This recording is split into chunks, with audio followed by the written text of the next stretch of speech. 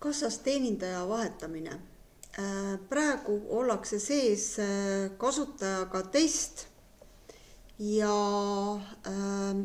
vahetamiseks on need 2 nuppu. Nendel on see erinevus, et see esimene nupp siin küsib PIN-koodi.